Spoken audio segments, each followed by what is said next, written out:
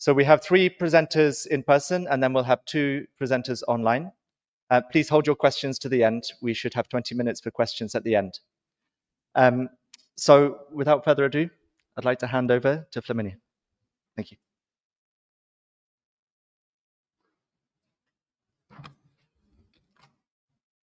Thank you, Edward. Great. Hi, everyone. Good afternoon. It's a pleasure to be here today. I'm going to be talking about some of the work that we recently completed at GAIN on the combined nutritional and environmental impact assessments of foods focused on low and middle income countries to inform decision-making, both policy and programmatic. So what was our starting point? Well, a very common question that's on everyone's mouth and in everyone's minds nowadays, which is how do we ensure that everyone has access to healthy diets while at the same time preserving planetary health and environmental impacts are limited? Obviously, this is a very complex question that we could not answer by ourselves. So we narrowed it down to a much smaller question, which consisted of identifying foods that are locally available and that offer high nutritional value while at the same time having low environmental impacts. So to answer this question, we developed an innovative method that allowed to assess the combined nutritional and environmental impact of foods, which we called environutritional, in quotes, in a holistic way, capturing as many aspects of nutritional value and environmental sustainability as possible with the data available. And we focused on foods commonly consumed within countries that are locally acceptable. Cultural acceptability for us was extremely important, as well as ensuring that our results are contextually relevant. And as you can see, we focused on 4 countries as proof of concept, but we plan to expand the approach to more and more countries in Sub-Saharan Africa and South and Southeast Asia. I'm going to be talking about the 2 components of our methodology individually and then explain a little bit of how we pulled them together through one common element, which is the nutritional functional unit. So the first component is what we call the Nutritional Value Score, or NVS. This is a nutrient profiling system which aims to holistically capture the nutritional value of foods. Why did I use the term holistic? Because we included, as you can see, 7 domains that are relevant to nutrition and health. Some of them have to do with essential nutrient density. So we included vitamins and minerals of global health concern, as well as protein quality and quantity, and omega-3 fatty acids, again, quantity and quality. But we also included some aspects which are predictive of non-communicable disease risk. And those are nutrient ratios, fiber, and calories. What can the NVS be used for? Well, a wide variety of applications. I'll be talking about this in just a little bit. But for now, just as a high-level insight, it can be used to inform policy, programmatic, and investment decisions. And the application that I'll be talking about today, it can be used as the reference unit or nutritional functional unit in environmental and affordability assessments. So basically the denominator in this analysis. These are some of the unique features of our system. I'm not going to go in depth through all of them, but if someone is curious to know what makes our system different from any other system that exists out there, I'm more than happy to take questions on this afterwards, just skipping because of time constraints. And this is an example of what the scores look like. So here you have a set of about 400 foods that we analyzed that are commonly consumed in Sub-Saharan Africa. We grouped them into 27 food groups. And as you can see, the scores are normalized from 1 to 100, where 1 is the least performing food, the worst performing food, and 100 is the best performing food in terms of nutritional value. The second component of our method is nutritional life cycle assessment. Some of you may already be familiar with this methodology, but for those that are not, this is a systematic way to assess foods' environmental impacts across the entire supply chain. So really going from primary production up until waste treatment, passing through processing, distribution, retail, the user stage, so consumption and home food preparation, and finally disposal of waste. This methodology is widely used in various forms, but most commonly it uses either kilograms or calories as the denominator for the assessment. So environmental impacts are usually quantified per kilogram of food or per 1,000 calories, for example. So what distinguishes nutritional life cycle assessment from your standard life cycle assessment methodology is the use of a nutritional functional unit, meaning that impacts are not quantified per kilogram of food, but rather per unit nutritional value. And I'll explain why this is important in just a minute. Again, some of the unique features that make our system and method different from any other system out there. Very happy to answer questions and explain why at the end. So why do I keep stressing the nutritional functional unit concepts? You're gonna hear me saying this 1,000 times throughout my presentation. Well, it's really important. It really makes a significant impact on the results. This is evident from the graph on the right side of the slide that I'm going to be explaining in a moment. But basically, just to quickly describe what a functional unit is, for those that are not familiar with this term, it's the metric that is used to quantify a product's function. Why do I say a product's function? Well, obviously, different products have different functions. The function of food is that of nourishing humans. That's the primary function of food, or animals, but we're talking about human nutrition in this case. So quantifying the function of food using kilograms already does not sound right, exactly because the function of food is nourishing humans. Whereas quantifying the function of food in terms of nutritional value is much more appropriate and allows to put foods on a plain level field. Let me give you a very concrete example. If you look at the graph on the right side of the slide, you're going to notice that to obtain the same amount of nutrients from white rice versus beef or spinach or chicken organs, you need very different quantities. You need almost over 1,000 grams of rice to achieve the same nutrient density that you would achieve with only 250 grams of spinach. This quickly makes you understand how important considering food's nutritional value is when assessing their environmental impacts. Otherwise, the results are quite biased and foods are not put on a plain level field. So what we did was to assess, as I said, environmental impacts using nutritional life cycle assessment. We started from using unit mass. And these are some of the results that we found. I'm going to be presenting some of our figures for Indonesia, although as you saw, it's actually 4 countries that we analyzed. This is just in the interest of time. And as you can see, the left side of the graph, which is the best scoring foods in terms of lowest environmental impact, is primarily dominated by plant source foods. All types of plant source foods, both more nutritious and less nutritious. Whereas the right side of the graph, which is those foods with higher environmental impact, is completely dominated by animal source foods. Obviously, there's red meat, which really, it strikes to you because it's completely out of scale as compared to any other food group on this graph. It's 3 millipoints. I can also explain afterwards what a millipoint is, but it's 3 millipoints compared to all other foods, which are below 1.5 millipoints. What happens when you look at environmental impacts using the same method, but this time per unit nutritional value, not per unit kilogram? Well, the picture is actually quite different. There are some similarities. On the left side of the graph, you still find lots of nutrient-dense plant source foods, but now they're actually alternating with nutrient-dense animal source foods, such as dairy, yogurt and milk, eggs, chicken organs, or other organ meats. And as you can see, ruminant meat is still the most impactful food. It's still on the right side of the graph, but the size of the impact has been redimensioned. So it's now no longer out of scale. In fact, it's become comparable to refined grains. I don't know if you remember, but in the previous graph, refined grains were scoring pretty well. And refined grains have come down to scoring just as bad as ruminant meat. The reason is that they're not particularly nutrient dense. So when you factor in nutritional value or nutrient density, the impact of refined grains is comparatively much larger. Even more interesting, in my opinion, is looking at results not across food groups, but within food groups. So as you can see here, we took a set of protein-rich foods that are commonly consumed in Indonesia, and we analyzed their environutritional impacts, noticing that there's large variations within the same food group. So we go from 100 on a normalized scale, from 0 to 100, from 100 for beef to 2 for whole milk powder. Interestingly, plant source foods are still among the best performing foods, but in reality, there's exceptions, such as cashews, which have quite high impacts. And there's some animal-based foods which actually score quite well. And that's the case for tuna, for yogurt, for milk powder, for eggs up to a certain extent, chicken organs.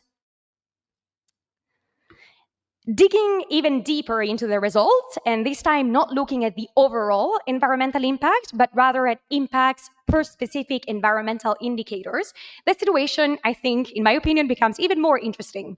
Because what you notice is that the same food may have very low impacts on a given category, for example, land use, but very high impacts on another category, for example, air quality.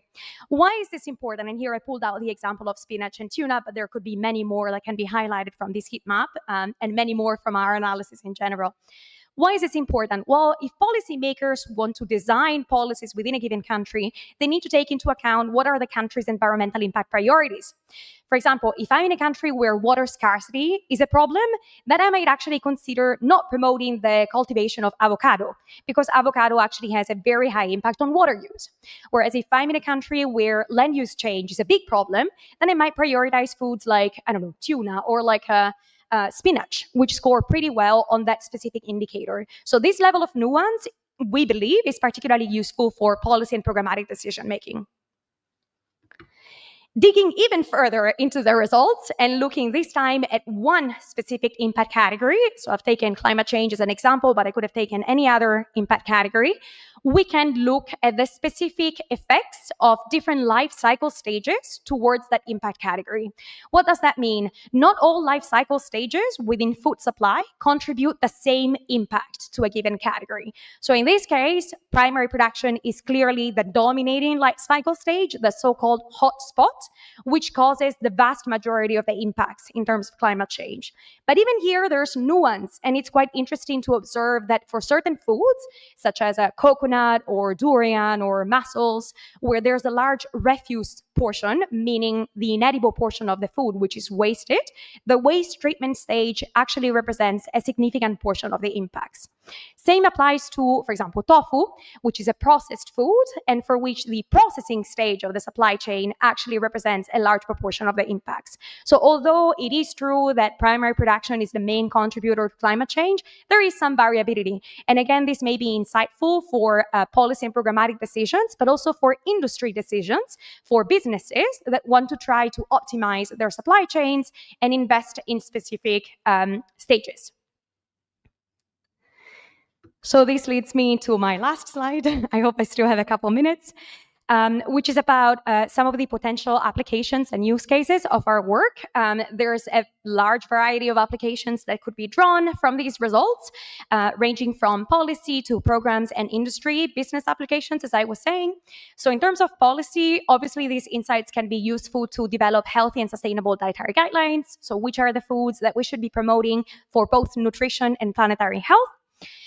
They can be used for agricultural subsidies, so incentivizing the production of certain foods versus disincentivizing the production or the selling of others, so taxation, for example. They can also be used for public procurement policies, so which foods shall we be promoting in school meal programs or in workforce canteens, etc., so institutional feeding.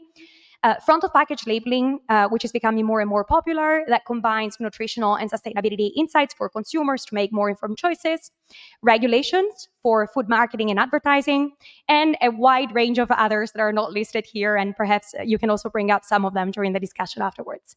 Same applies to programs. A wide range of programs can benefit from the insights that I presented, on ranging from social protection to market-based interventions to consumer awareness campaigns, and obviously, as I said before, supply chain improvements. And finally, same applies to industry. These kind of insights can be useful for product benchmarking, both internal and to compare industry products to other businesses or companies, to incentivize reformulation, to incentivize supply chain improvements, for example, technological advancements to reduce resource use and improve yields. but also supporting sustainability reporting and marketing strategies, because obviously industries care about selling, and being able to promote a food as healthy and sustainable is both good for the consumer and good for the industry itself. And that's it. So I welcome any of your questions afterwards.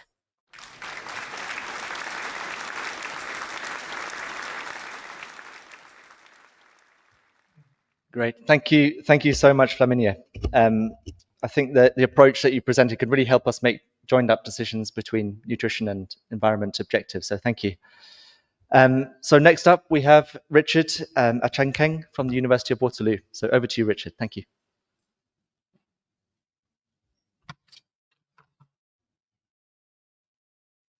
Okay. Okay, the slides, please. Okay, this one. Yeah. Thank you so much. So, I'm just glad to hear my friend from Gain. Just sharing on some of the key issues here. Trying to really show us some of those key foods that really contribute to our health and to the environment as well. So in this talk, I come here with two lanes. I was born and raised in a coastal community, and I know the value of fish. Where fish is really a big part of our whole food system. Like we consume it like every day. And then two, I also come to like share how I'm sure you have gone to so many talks in this place, but you might not have seen fish really come up as a big thing. We always talk about food, farming, livestock, but those who really come here to really try to push the idea where aquatic foods really play a very valuable role in terms of our healthy diets and the way we try to conserve or preserve our world. So I'm so glad to like see my friend from Gain to really put some seafood on the graphs. So I'm not here to like really show a lot of graphs, but I'm here to really make a case on why we need to include like using fisheries, within the food system. At times we come here and we talk, but nobody really, I don't know why, but we don't really see a lot of fisheries people engaging in terms of food systems talk. So this work is just based on some work I've been doing in the past few years to really understand how we could bring in these aquatic foods within the whole discourse. And one approach, and okay, yes, but the point now is that why even this food? At times when we see fish, we just think it's just that food we just eat. But that fish really contributes a lot in terms of the livelihoods of people, and then also in terms of the way, and then evidence shows there is a lot of nutrient embedded in that fish. And then also it has a very low environmental impact, in terms of, so, and I'm going to share more on that. And then, but for us to really expand more, so some of my colleagues at Harvard and Stanford, so when they were doing this work, it was just to show a comparison of, okay, what are the different types of like seafood and how do they contribute in terms of other resources? I wish like the pointer could really go around, but it's so green as well. So green can show on green, so it's fine.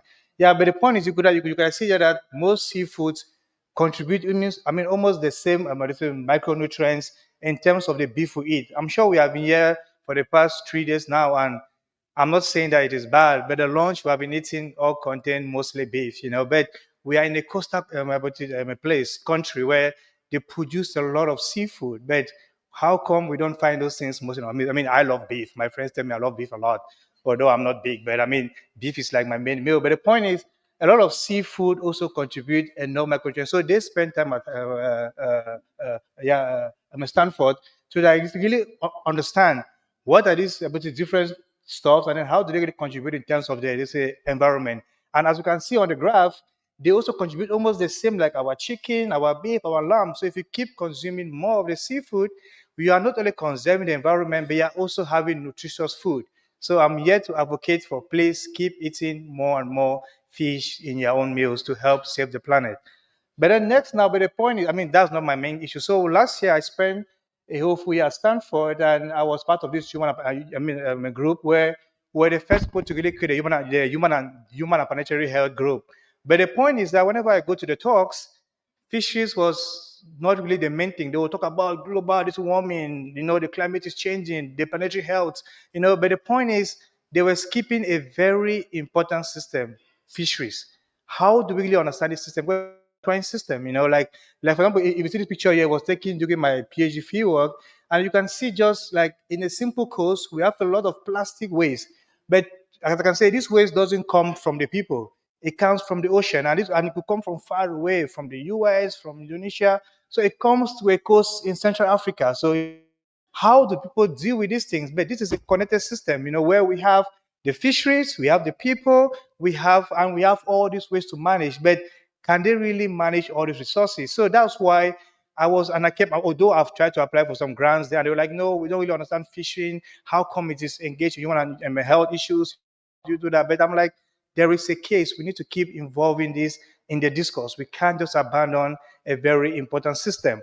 So, and one key here is that there is that interconnectedness in terms of it doesn't only affect the planet, but it also affects the health because people catch these fish, they eat, but the point is, if there is no fish, how do they eat? How do they make money? So there is that connection between the planetary health and the human health in how we approach some of these issues. And of course, in the past 5 years, there's a lot of talks about HPH, but the point is, you don't see in these groups fishing is hardly mentioned. It's about mental health issues, human health, big issues. Those things, they are still good, but the point is we need to also understand some of the fundamental key things. So that's why, and then, but for us to be able to really understand this issue, so I work with some friends in 3 different countries. So, but the point is we try to understand where in the world do we find examples of a system that has the planetary issues and the human health and medicine issues. So mangrove stands as a very key system where, there's all this talk of like how we can keep the mangroves to like absorb more carbon.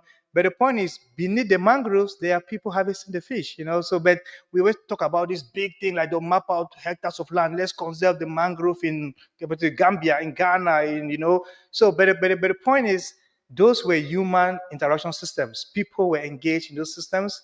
People were there, and people were using it.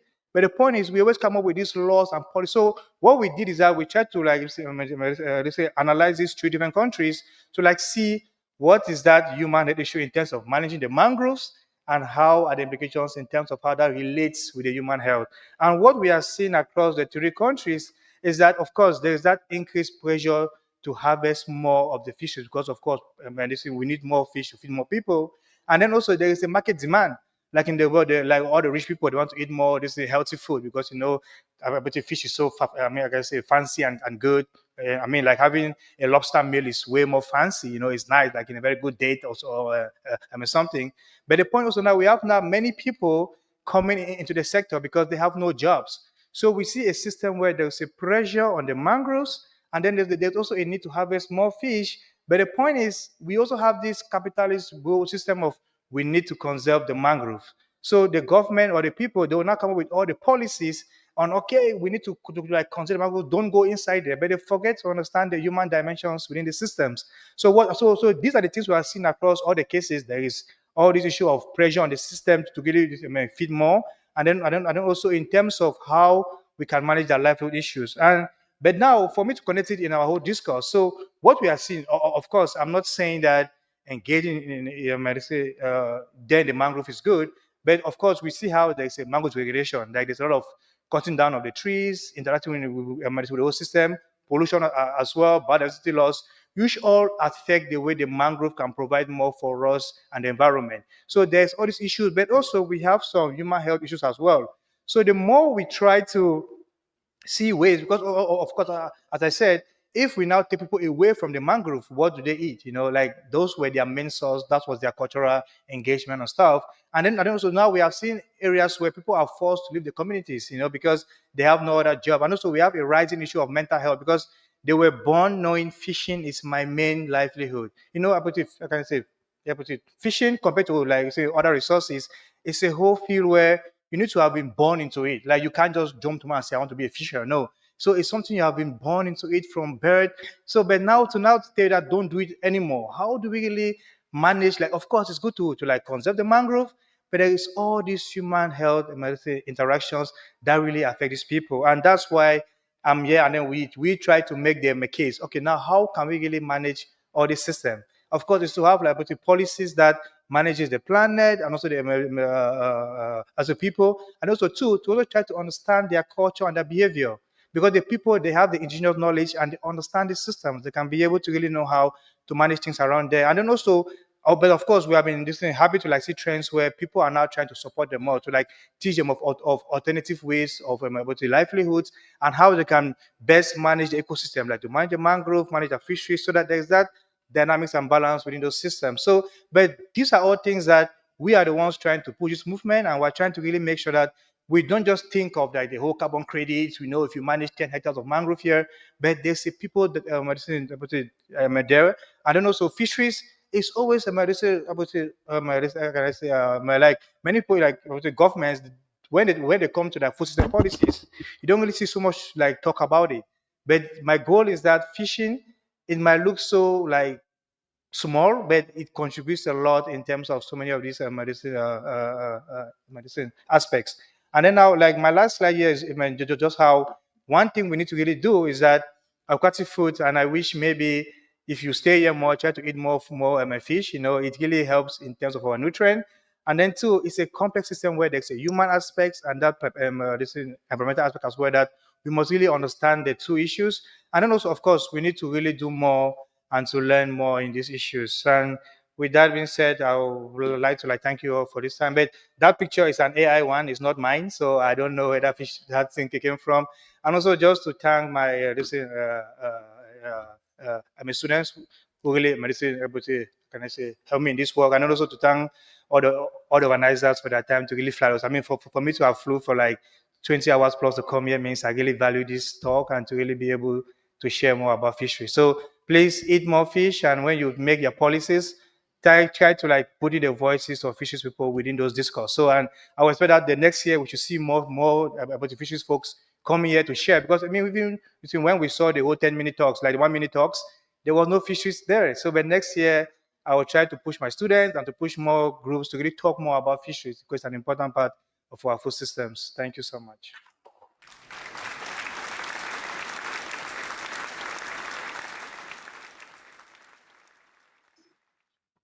Thank you very much, Richard, and thank you for traveling over the oceans to put fish on the plate today. So thank you. We're going to move from fish to insects.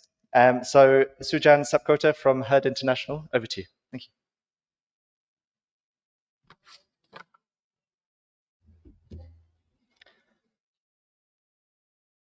Thank you very much. I'm Sujan Sapkota from Herd International, Nepal. My previous colleague presented about fisheries, and today I am going to present about the importance of pollinators and how pollinator decline can impact the health and wealth of smallholder farmers.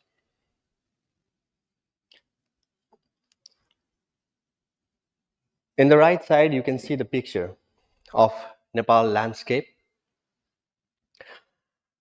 where 84% of the farms are smallholding.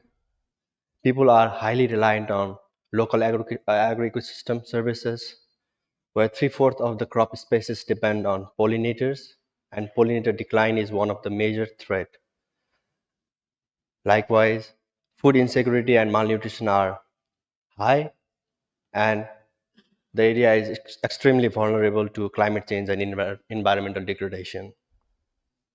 So with that background, we want to ask what people are eating and which crops are providing their key nutrients, and which insects are pollinating these crops. Are these pollinators really important? And also, how will pollinator population change can impact the health and livelihood of the people in the region? So from these three questions above, we want to know how can we safeguard and enhance human nutrition and livelihood through pollination management. The study was done in Patrasi rural municipality. It's a midwestern part of Nepal in Jumla district. The study was done in 10 study sites in a municipality. Moving on to methods, we have two components. One is nutrition survey and another is ecological survey. In nutrition survey, we wanted to know what are people eating throughout the year and what is their nutrition status. So we conducted fortnightly dietary recall surveys for 12 months, and we collected 15,687 dietary recall surveys of 776 participants in 200 households in 10 villages. The 24-hour dietary survey for the portion size, followed 5-stage multipass method, and for the portion size estimations, we use food models. Likewise, in ecological survey, uh, we observed what pollinators are visiting the flowers and which insect species are important for the crops. So 10,975 plant pollinator interactions were recorded from 503 insect species. And to know their importance, we conducted pollinator exclusion experiment in 4 major crops: apples, slipper gourd, jumli beans, and pumpkin. Moving on to key findings, nutrition status of the region, uh, 1 in 2 children and 1 in 3 adolescent girls are stunted, and 10 to 15% of the adult women and children are undernourished, where 46% of the household face severe food insecurity, primarily due to poor diet. Average micronutrient adequacy, mean probability of adequacy of 11 micronutrients is only 37%. Key nutrient deficiencies were vitamin A, B2, vitamin B12, calcium, and iron. Insect pollinated nutrients rich fruits and vegetables are consumed only seasonally. When you look at the nutrient intake contribution from local versus imported source, only 80% of key micronutrients come from local crops and animal products, which are highly reliant on local agriculture and ecosystem.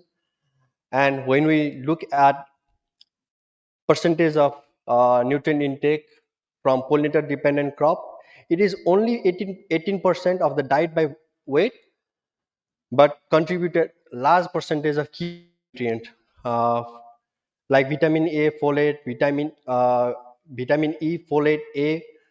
You can see the contribution is really high, and 93% of the farming income come from pollinator dependent crops.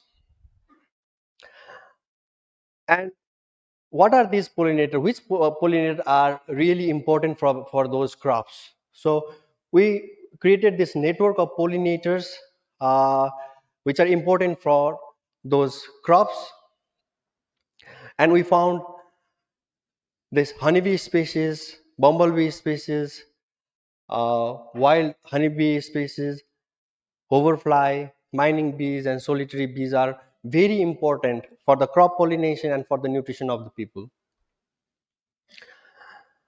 And major pollinator with dependent crop in the region was jumli bean, mustard, and soybean. And looking at the experiment where we exclude the pollinators, and we conducted a pollinator exclusion experiment comparing to the open pollination. uh, if we exclude pollinators from the flowers, then the yield will be 94% decrease in apple, 90% decrease in slipper gourd, 84% in pumpkin, and 16% in jumli beans. That shows that pollinator are very important for these kind of fruits and vegetables. And we also modeled different scenarios, which shows that pollinator loss can result into 44% decline in household income and 23% decline in vitamin A intake, 21% decline in folate intake. Whereas if we enhance the pollinator services, that will result in 15% increase in household income and 9% increase in folate intake. Therefore, how can we safeguard and enhance this pollination service? How can we manage the pollination? To enhance the pollination services, we found out that these wild plants are from plants to pollinator to crop to human nutrition, this system is how interconnected. And we found different wild plant species which are very crucial for their forage availability.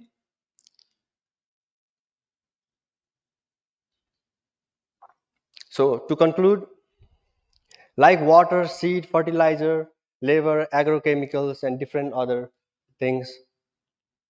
Pollinator is a key agriculture input which must be managed and valued just like other agriculture inputs. And it's neglected now because it's free. It cannot be free for every time. So, and we have the evidence of pollinator are decreasing. So we, as our previous friend says, fishery is also important. Pollinator is also neglected in this kind of forum. So we have to mainstream pollinators because it is also one of the key agricultural inputs, and we should value this.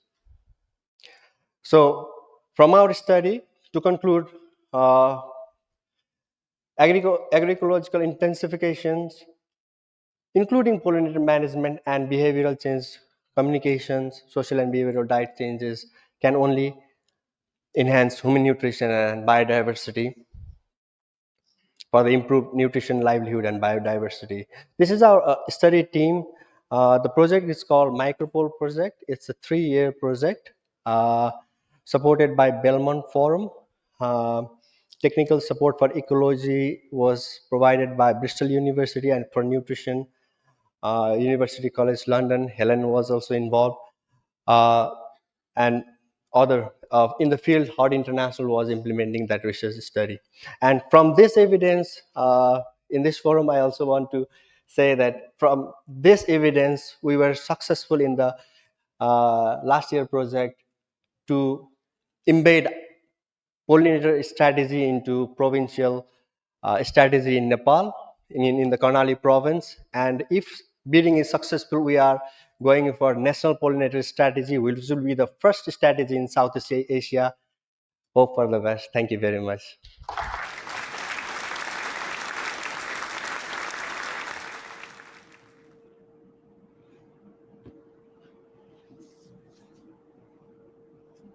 Thank you so much, Sujan. Really compelling evidence on the importance of biodiversity and insects for our food systems and our health. So thank you. And all completed in 3 years. I think incredible. So thank you. Next, we're going to move online.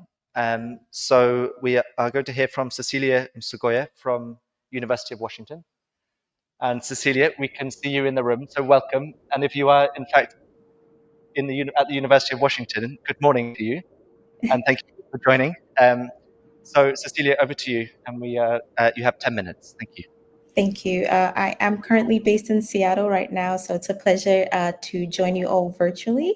As introduced, my name is Cecilia Msugoya, and today I'll be sharing the findings from a scoping review that I and my team at the University of Washington's Food Systems, Nutrition, and Health program conducted on how have we studied consumer attitudes towards meat sustainability between 2010 through 2022.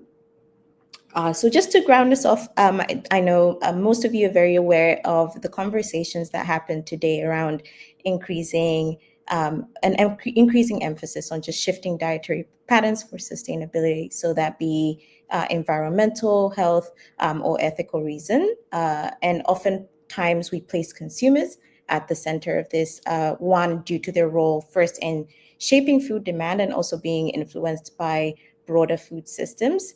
So we also know that meat centers is very critical in this conversation. For one, meat consumption is deeply embedded in our food culture and personal identities. If you are also a meat lover like myself, we often have to wrap our heads around meat being delicious, as well as posing these concerns for land, resource use, greenhouse gas emissions, as well as animal welfare. And this further complicates that shift towards more sustainable alternatives or diets overall. So in this research, we've seen this question kind of come up as, what do consumers really think about all this? Are people really concerned about sustainability when they make food choices? And if so, what exactly are they responding to?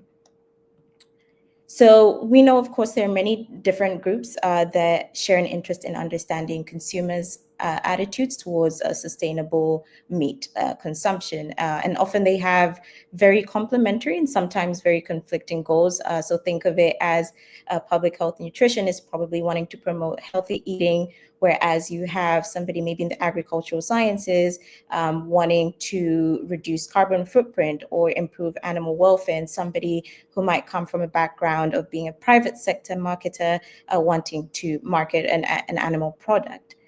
So despite all the attention that has been given to this subject matter, very little is known about this body of research collectively. Exactly what topics have researchers really focused on when analyzing consumer attitudes about meat sustainability? What methods have they used, and where has this research taken place?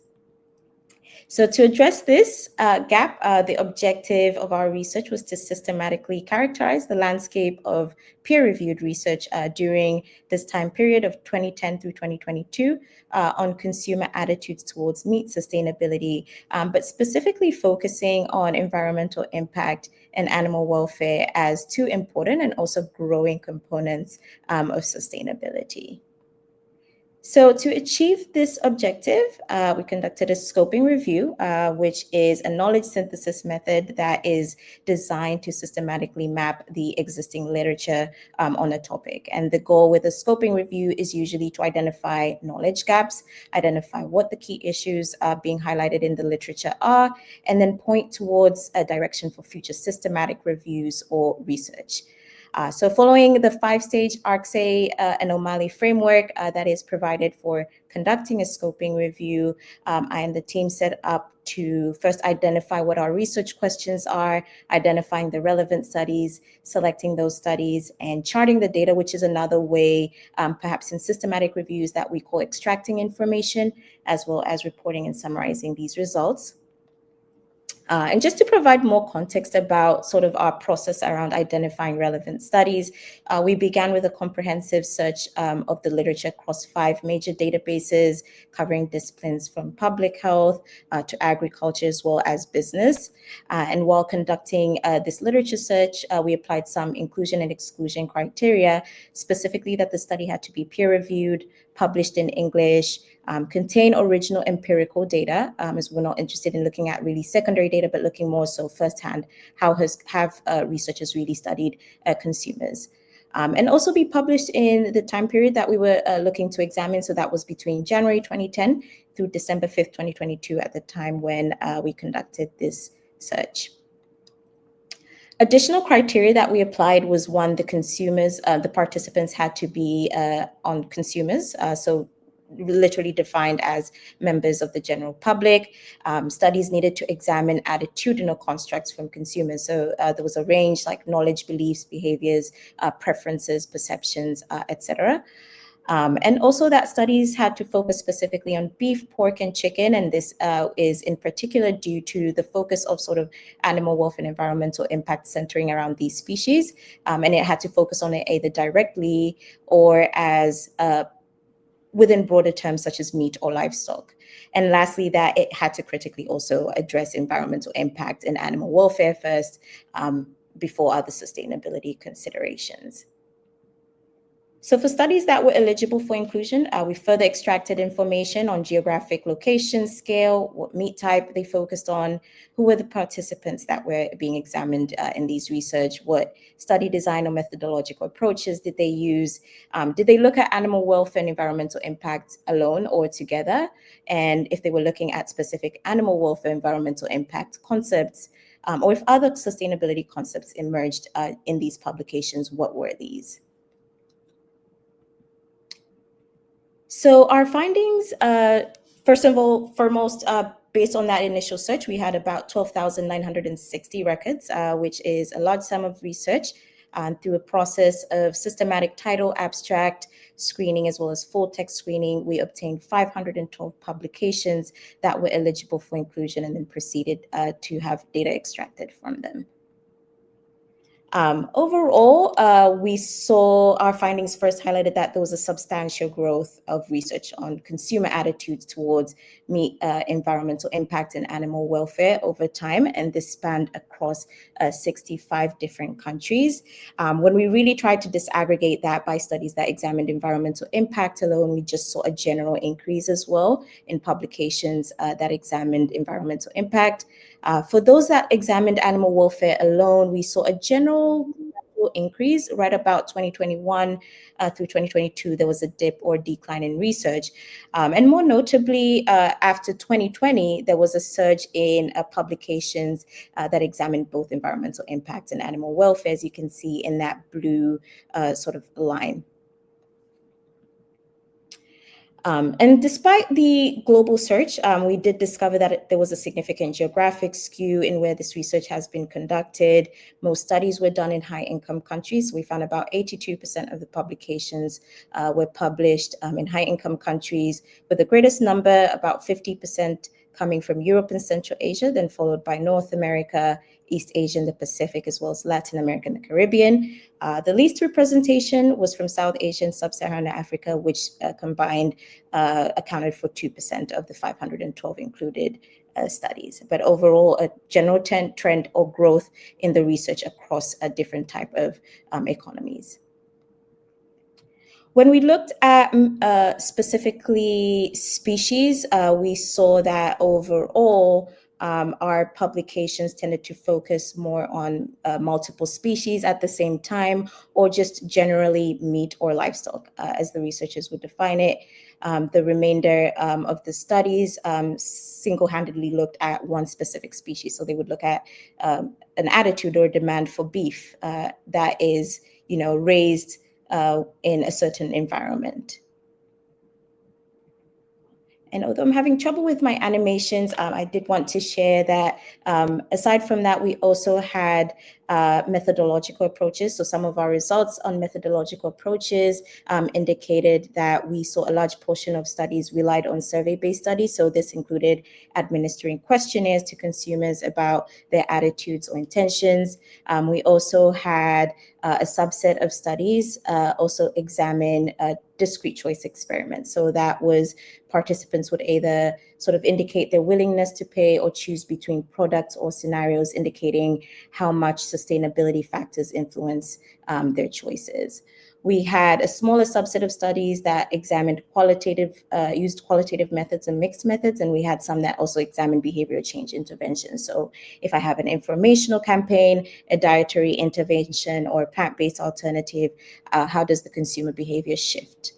And lastly, in terms of participants, most of the studies drew their samples of adults from the general population. Some were nationally representative from online surveys, while others were convenient samples like university students, shoppers recruited at specific stores or markets. Since we set out to specifically focus on environmental impact and animal welfare, we took a closer look on how these concepts were addressed. And we observed that more than half of the publications did measure environmental impact as just generally environmental impact. Aside from that, we also had some specific subthemes, as you can see in the rightmost column: climate impact, pollution, resource use, as well as land use were some of the common subtopics that appeared in the researcher. And we saw less of soil quality or agrochemical use, as well as feed source, with environmental considerations being framed as the goal of understanding what consumers really think about that. And similarly, on the animal welfare side, we saw a similar trend. Most of the publication examined general animal welfare, and specific subtopics mostly focused on animal housing, as well as considerations for animal welfare and their feed, as well as overall just the humane treatment of animals and the humane slaughter of animals. And I think with the public health nutrition training, the most important and revealing insight for me was also looking at what other elements of sustainability were also examined simultaneously with environmental impact and animal welfare. And we saw three major other related sustainability related concepts, and those were human health, food affordability or the cost of meat, as well as the safety of meat. So with the goal of a scoping review, sort of mapping out the research more broadly, and having seen this bird's eye view, where do we really go from here? We've identified a few key takeaways that are relevant for both researchers, policymakers, practitioners who really rely on this body of work for sort of decision making or designing their interventions.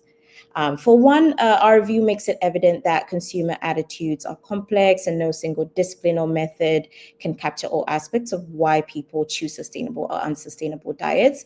As such, we see a need for greater collaboration across fields, so having psychology, agricultural sciences, economics, as well as nutrition. Folks from these fields come in to help and connect the dots that individual studies within one field might miss, and bringing these together can provide a more holistic understanding of consumers and what they really care about, environmental impact and animal welfare. And then while one of the limitations was we only included publications in English, we still did see that most of what we know about consumers and meat sustainability was centered in high-income countries, particularly Europe and Central Asia. So there is a need as well to broaden the research agenda to include more studies in low and middle income economies. Not only would this make the research more globally equitable, but regionally diverse as well. And this can capture the food traditions, values, constraints, and challenges, and perhaps lead to solutions that are more inclusive and context appropriate. And lastly, as I noted in our results, we did see that majority of the publications did examine consumers' perceptions of meat in terms of environmental impact and animal welfare more broadly. And while there is value in understanding consumers' attitude about these two sustainability concepts from a broad level, I think it's also important for researchers to ensure that the audience, and particularly survey respondents, understand what exactly the researcher infers by animal welfare environmental impact. So if the focus is on animal living conditions or specifically antibiotic use in animal production, making sure that that is identified, or really testing participants' understanding on that. And this will give greater specificity and make findings more actionable. So thank you all.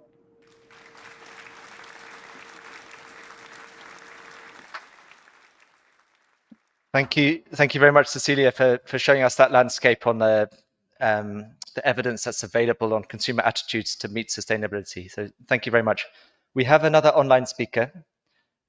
So we now pass on to Ornella Tiboni-Oshilewski from the Food and Agriculture Organization.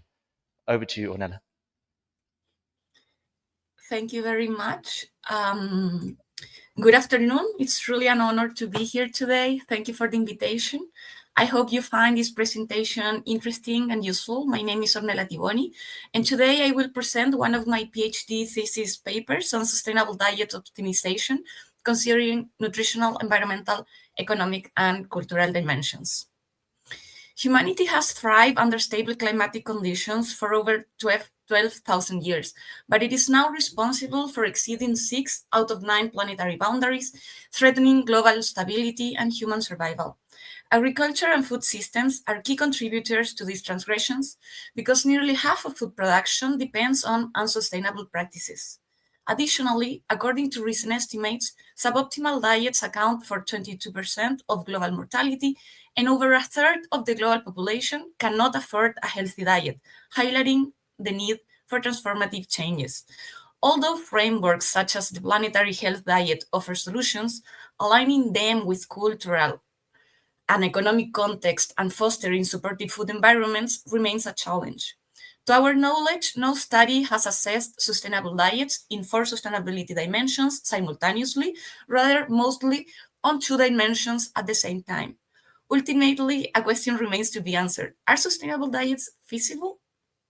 Therefore, the aim of this study was to develop a mathematical model that incorporates 4 sustainability dimensions to propose a feasible sustainable diet at the national and subnational levels, which could be adapted to any population. We used Chile as a case study to test the model. All data were collected from published and public datasets. We used the FAO and WHO guidelines for nutritional recommendations. Food intake was retrieved from the Chilean National Food Consumption Survey. Food items were ordered by food group and portion sizes were added. And as national food consumption data are scarce, we used the Latin America food composition tables provided by the inputs from the FAO. Environmental data were collected from 2 different sources. And finally, we compared 2 thresholds used for affordability: food expenditure and 52% of the income.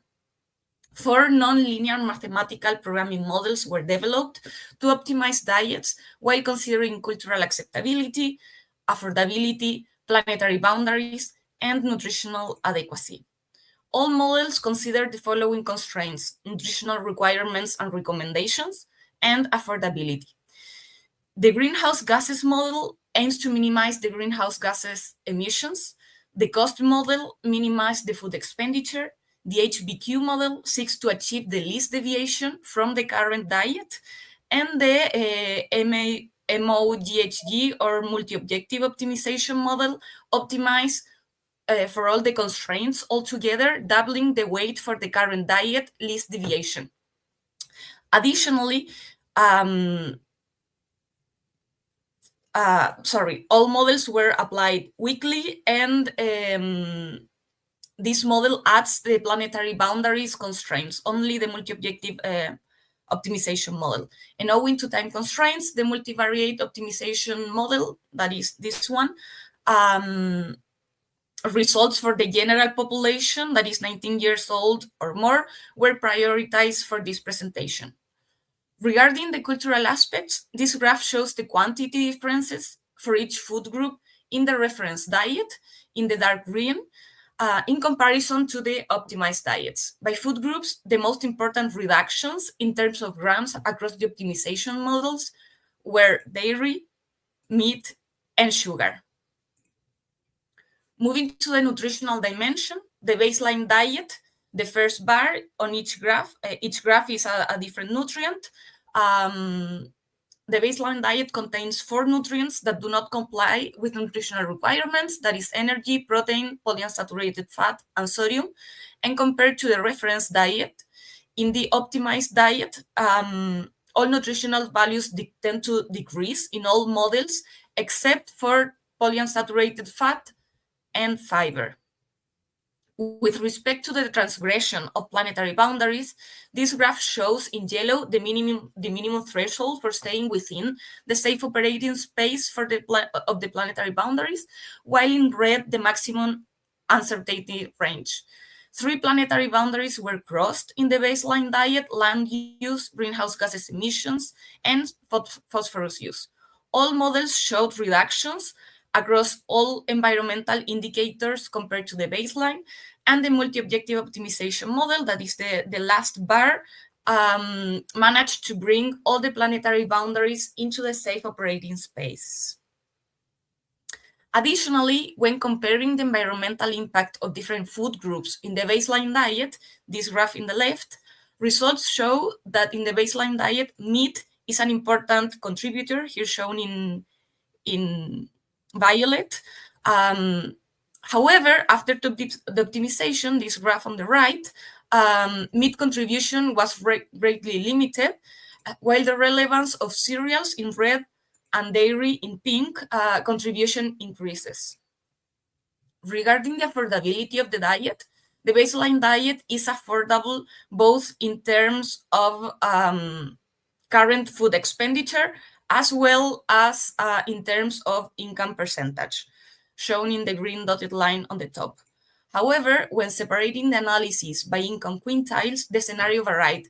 In red are all the quintiles that cannot afford the diet, and only the models that were optimized for affordability that is cost and the multi-objective optimization models, were affordable for almost the entire population in comparison to those that they were not optimized to be affordable. Food groups contribute also differently to total dietary costs. For the baseline diet, seafood, dairy, meat, and sugar were the food groups that had the highest contribution to food cost. And in the multi-objective optimization model, this model based its prices on seafood, followed by cereals. And on the other hand, fruit and vegetables represent less than a quarter of the total cost in the multi-objective optimization model, doubling the baseline diet costs. Furthermore, we studied different population groups. However, due to time constraints, these results will not be presented. And also, we compared national and international data on food consumption and another comparison considering food waste and edible percentage of foods. But this won't be presented either, but will be displayed when the paper is published. Moving to interpretation of these results, the key messages are first, we found that four-dimensional sustainable diets are feasible and can be targeted to specific population groups. Regarding the affordability, we found that using the population average is not recommended, especially in countries with high income inequality, such as Chile. Interestingly, the baseline diet had almost half of its cost from meat, dairy, and sugary products, whereas up to 40% of the optimized diet cost came from seafood. This opens the opportunity to think of budgetary exchanges rather than increasing it, as well as the need to implement fiscal measures. We also found that reductions up to 90% in environmental impact are possible, and reversing planetary boundaries transgression is feasible within all of our multidimensional constraints. All nutritional requirements were all met. However, despite the fact that the mathematical model aimed to minimize the alterations to the current diet, significant modifications were implemented. This outcome may be attributed to either the substantial unhealthiness of the existing dietary patterns or to our attempts to satisfy multiple constraints at the same time. However, we believe that human and planetary health are non-negotiable and that affordability and cultural constraints must be considered. And finally, it is important to note that disaggregated data allow for specific recommendations, which are usually not provided in population average or international data. Additionally, dietary sources, the affordability threshold used, and whether waste and edible portions were considered affected our results, emphasizing the importance on these estimations. More thought should be given to these considerations, as international studies tend to overlook these aspects. And one of the greatest limitations of this study is the dietary dietary variations, were very important, even though we weighted twice in the multi-objective optimization model in comparison to the other constraints. And among the strengths of this study, the national data provided the opportunity to target specific population groups with greater national relevance. Our methodology could also, and model, can be applied to any population by only adapting the data, and future studies should consider the differences between data sources, whether national or international data are used, as well as the affordability threshold, and if waste and edible portions are considered. In conclusion, our four-dimensional sustainable diet optimization model provided the opportunity to simultaneously quantify different parameters. This model could guide the food system transformation that is urgently needed, but from a consumer or even outcome-oriented perspective rather than productive as done so far. Different population groups and other sociocultural considerations are required to move away from media-skewed vulnerabilities to understand and provide relevant recommendations and oriented policies. And finally, this model can be adapted to any country and group or even canteens, such as the school feeding program, providing an easy-to-use tool for scientists. We're eager to improve the model and share it to the world. So thank you very much for this opportunity. Here are my contact details in case anyone wants to reach out for any doubt or collaboration. Thank you.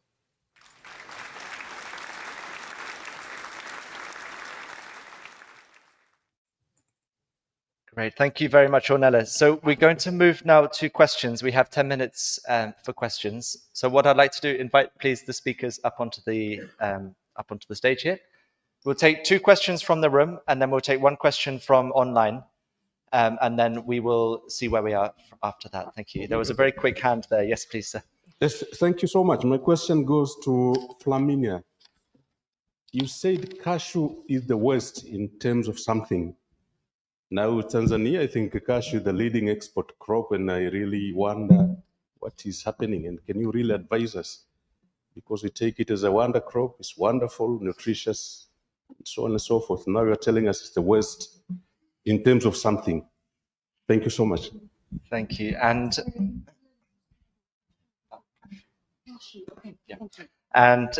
one more question. Yep, this up in the front here, please. Yes, please. Yeah. Thank you. I'm Hong Yi from the Leiden University. So I have 1 question for Flaminia and also 1 question for Cecilia. So first of all, what is the source of your environmental impact data? And have you considered that some time of the food may have different environmental impact across the country? I think this is also the question for Olina. Based on your presentation, you cite water release published in the Lancet Planetary Health, the LCA environmental impact dataset. So, but you apply to across the country. So do you consider the differences of the environmental impact across the country? And then go back to Flaminia. So as we know that if we can measure the environmental impact in grams, the greenhouse gas emission per gram of milk and yogurt is generally higher than the vegetable. But based on your presentation, if the environmental impact per unit of the nutrient, I can see that the value is a bit lower than the vegetable. So how do you explain it? So is that mean the milk and the yogurt has the low nutrient density compared to the vegetable? And so, do I have time? I think there are 2 questions there. I think we'll. Yeah, and then for the Cecilia, I also have 1 question. Okay. Sorry. As Cecilia, you list the number of the study, but could you also share the consumer attitudes towards the meat choices? So, for example, what factors discourage or attract the consumer to consume meat? Thanks. Let's go for those. And then we have a question online as well that I'll put in the next round. Okay. So yes, I think Flaminia, you have a few questions there, and then Cecilia online. Thank you. Shall I also address the question from online or not for now? Just the ones in the room. The ones in the room. The ones yeah, in. Thanks. Okay. So I'll start from the question on cashews. That was a quite interesting finding that we were surprised by. So this also partially responds to the question on environmental impact data, although I'll dig more into that later. But staying on cashews. So the data for cashews environmental impact actually came from China. The reason why is that most of the cashews that are consumed in Indonesia are actually imported from China. So one thing we did before choosing our data for environmental impacts was to look at whether foods were locally produced or imported from neighboring or other countries internationally. And what we realized is that about 70% of cashews consumed in Indonesia were imported from China. So by proxy, we decided to use Chinese data, especially for primary production of cashews. And it seems that in the Chinese context, cashews are very water intensive. In fact, they were not in the heat map that I showed in one of my slides, but if I had included them in the heat map, you would have noticed that water-related impacts would have been very high. So that is the reason why cashews did not score so well in terms of environmental impact. That doesn't mean that in a different country, like Tanzania, cashews would not be a good alternative. So again, this was data that applied to the Indonesian context, considering cashews being imported from China. But in Tanzania, it may be that cashews are locally produced and that they require fewer inputs in terms of water consumption or other types of inputs, and they might be sustainable. So this is just to say that our results are really, really context specific, and that we would need to analyze the same set of foods in Tanzania to be able to say whether they're applicable there or not. And we may find, and most probably we will find, that they're not. And for the questions on, sorry, I have everything written down. Okay, so environmental impact data and dairy versus vegetables. So for environmental impact data, so I'll start from that, continuing on the previous answer. For each food that we considered, we first looked at its source. So whether it was locally produced in a country that we analyzed, in this case Indonesia, versus imported, and what were the proportions of locally produced versus imported. So given budget and time constraints, we only analyzed the largest proportion of food. So in the case of cashews, given that 70% were imported from China, we used data from China. We did not look at the 30% produced in Indonesia, and this was literally just a time constraint. We could have done that and then come up with the average between the two using weighted proportions. And we did the same for all other foods. For some foods, well, for a large proportion of foods, fortunately, especially for animal source foods, for grains, for starchy staples, and for some vegetables, we were able to use local data, either from government sources or from the literature. There's no, let's say, official LCA database in Indonesia that we could access, but there are a bunch of publications that we used for individual foods. For example, there's actually a recent report from Wageningen on vegetables and vegetable impacts specifically in Indonesia. So we used that for data related to vegetables and a bunch of others for other foods. For some foods, we were forced to use proxies.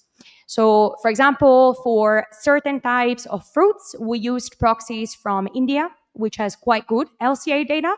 For other sources for other foods, we used proxies from other neighboring countries, sometimes Australia, sometimes China. So not for every food, unfortunately, we were able to use local data, but we tried to maximize the use of local data where possible through publications or through government reports. And for vegetables versus dairy, that's actually a quite interesting change that you noticed from the first graph to the second graph, moving from kilogram to unit nutritional value. So the reason why dairy scores a little bit better than some types of vegetables, not every type, is because it's more nutrient dense in specific nutrients that are lacking in vegetables. This is obviously not the case for every vegetable group. If you've noticed, dark green leafy vegetables score better than dairy because they have fewer impacts per unit nutritional value. But other vegetables, which are more nutrient poor, such as, aubergines or tomatoes or peppers, which have some nutrients, but not as many and as diverse as in the case of dairy, score worse. So it's not like in general, dairy always score worse, but for some specific vegetable score better, but for some specific vegetable types, it does score better than vegetables. Thank you, Flaminia. And the question for Cecilia, just check that you heard the question okay? Yes. Thanks. I do. And I can go ahead, and if I understood the question correctly, just a desire to learn more about what consumer attitudes sort of surfaced in the body of research that we saw that specifically encouraged or discouraged meat consumption. And I will say I did conduct this study fairly about 1.5 years ago was the last time I sort of sat on it. But just to resurface some of the themes that we saw, there was a plethora of attitudinal constructs, as we shared. Some resonated with concern, some resonated with demand, some resonated with this is what I believe specifically. So those were some of the attitudes that we saw shape up in the research. We often saw also the general just idea of perception. What do I perceive exactly of meat, whether it would encourage or discourage my consumption. I will say though, some of the themes that I sort of observed while examining the data really vary by region as well as by species. So when we looked at species specifically, we saw that animal housing, for instance, and people's perception or visibility into like a pigsty would really influence what they think about whether they would continue to consume meat or not continue to consume meat. And so this often surfaced in these behavioral change intervention studies, where you would have a researcher come in either with an informational campaign, with media, or with some sort of intervention to sort of reveal to the consumer, do you understand what the environmental impact or animal welfare concerns of, let's say, beef, chicken, or pork are? And once they would present that to the consumer would then go on to say, based on this, I would consume meat, I would not consume meat. So we had various studies that sort of centered around that. Speaking about just regionally, we did see some sort of themes spark more interest in some regions than others. We did see a greater concern for sort of greenhouse gas emissions, particularly in our Europe and Central Asia studies. In our North American studies, we saw themes around antibiotic use, and these are all very relevant towards the specific contexts that these regions operate in. I can recall we had a few studies specifically in sub-Saharan Africa, and one of them was when animal welfare concerns surfaced in these, it was around animal handling. So I think the publication sort of highlighted what animal handling practices are you aware of, and what do consumers really think? Would they encourage meat consumption, discourage meat consumption, or ways to sort of mitigate that? And in some areas like Latin America, some regions like Latin America and the Caribbean, issues of land use pretty much dominated there. So when consumers sort of had that visibility towards, deforestation, and they had visuals on pollution, those would sort of elicit those emotions of like, based on this, my attitude is I would decrease or consume more meat. And we often saw that some of the limitations that were highlighted in these publications were based on the simulation of, let's say, preference solicitation methods, where you're asking a consumer, what is your willingness to pay for meat that is, raised in certain conditions? We often saw that there were some publications that sort of went after that to examine, okay, did consumers actually mean what they say? So there's also that sort of hypothesis versus like what consumers would actually do in real life. So those were some of the things that we saw surface up in the research. And of course, with the scoping review being very expansive in nature, I think it's an opportunity to sort of see what are these sub-themes and sort of expand on an area. So maybe particularly looking at a systematic review that might look like, if studies specifically focused on dietary interventions, what was the sentiment around that? Was it positive or negative? And then that would sort of reveal that when these studies are framed, they're probably framed in a certain way, or consumers really think more negatively or positively about meat consumption when these matters surface. So I hope I have answered your question. Thank you, Cecilia. We've been given permission to go to past, so we've got time for a couple more questions. Just before we come back to the room, some questions online, and Sujan, I'm going to pass a couple of questions to you, and then we'll take another one from the room and answer those. So one question from Anne-Marie is, can you please describe the risk factors for pollinators in Nepal, and why pollinators are under threat? And on the other side, what can we do about it? So, and are there any solutions to encourage pollinators in the landscape in our fields? And in terms of the solutions, are any of those transferable to Nigeria? Is the question for you. Thank you very much for the question. Basically, we can divide pollinators into two groups, usually domesticated pollinators and wild pollinators.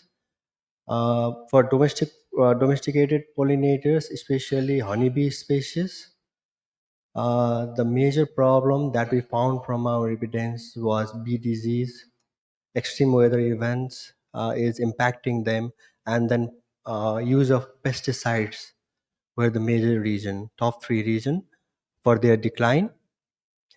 Not only pollinator, but also the decline in honey harvesting. So for the wild pollinators, the major problem is habitat loss due to different reasons.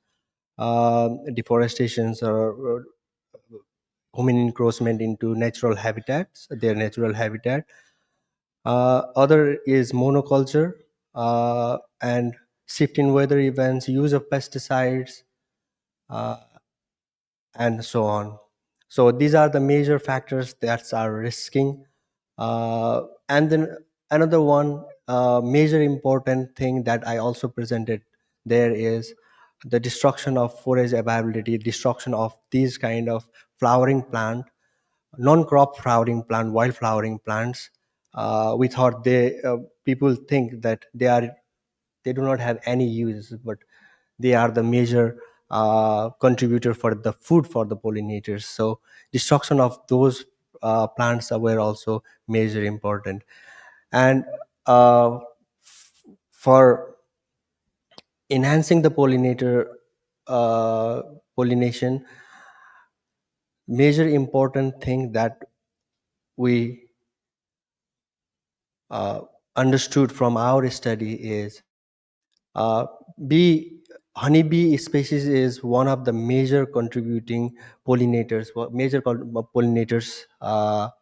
So promotion of honeybees and enhancement of those forest availability, plantations of those, and then diversification of uh, different crops, and simply using agroecological practices without using pesticides and everything, and then adopting different mitigation measures for this climate change and its impact is very important. And I think not only for the Himalayan region in Nepal, but also it can be transferred into Nigeria and other areas of the world. Thank you. Thank you so much. So let's take another question from the room, please. I'm going to come this side. And there's a hand right at the back.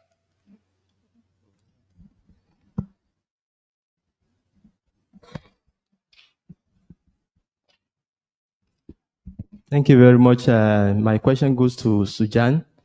Yeah, thank you for the presentation.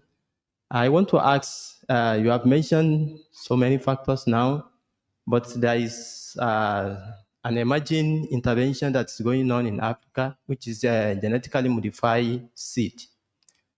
What can you say about this? Is it increasing or decreasing the pollination? How is it affecting bees population? Thank you.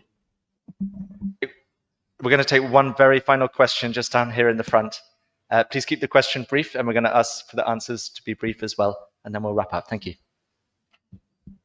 Hi, no, sorry, I have a question for Flaminia. Very, very detailed study. And I'm wondering how would the policymakers then use this really rich conclusion to frame something, because they're unlikely to go by food. So how do you make the findings easier for policymakers to actually digest and turn it into something that's useful? Yeah.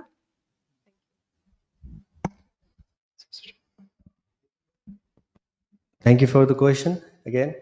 For genetically modified plants and its flower, I think the evidence has not been generated. But in my perspective, pollinators are dependent on transporting pollen from one flower to another flower. So I don't think it had genetically modified seeds, and its flowers do not have direct impact, but a study have to be done to find the impact. So we don't have the evidence now. Thank you. Thank you. Thank you. I got a lot of tough questions today, but I like tough questions, so that's fine. So that's not an easy one. We did focus at the food group level because we see value in policies at the food group level, but that's only a small part of the story. So this evidence can be used for very targeted policies. For example, agricultural subsidies, whether policymakers may decide to incentivize one crop versus another within their territory.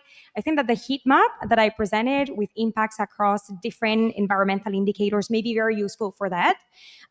One example for Indonesia may be the fact that Indonesia does actually grapple with water scarcity. So in territories of Indonesia where water scarcity is an issue, for agricultural planning, it's actually important to know whether spinach is a viable alternative or whether promoting and subsidizing other types of crops may be better locally. We believe that there is a place for this kind of food group level analysis also in school meal planning. So for example, I don't know, whether in schools we want to promote consumption of beans versus lentils, which is most nutritious and at the same time most environmentally friendly. But this is definitely, as I said, a small part of the story because policymakers may want to instead give recommendations or subsidize or provide taxation at the food group level. So or even at the whole diet level, as in the case of healthy and dietary guidelines. So these insights can feed into that, but they're only, as I said, a small fraction of the story. Another thing I wanted to highlight is that my analysis so far, hopefully at some point, it will lead to including other dimensions of sustainability, but only focused on nutrition and environment. And it's very important that policymakers also take into account other dimensions of sustainability, like affordability locally, like whether these foods that may be promoted are the most preferable foods. They're commonly consumed, that we know, because we only included commonly consumed foods in our analysis, but are they the most preferable? Are they the ones that people really want to eat? So all of these questions should also be addressed. Okay, great. Thank you so much.